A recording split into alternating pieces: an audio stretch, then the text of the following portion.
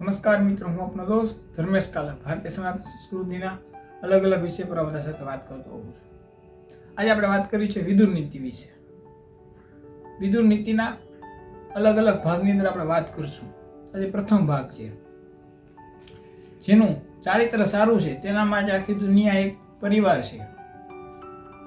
બીજું, છળ કપટ કરનાર કદી રાજા બની શકતો નથી. જે સૌનું કલ્યાણ ઈચ્છે તે સૌથી મહાન છે. જ્યાં જે જુગાર રમાય છે ત્યાં ત્યાં લક્ષ્મીનો અભાવ રહે છે.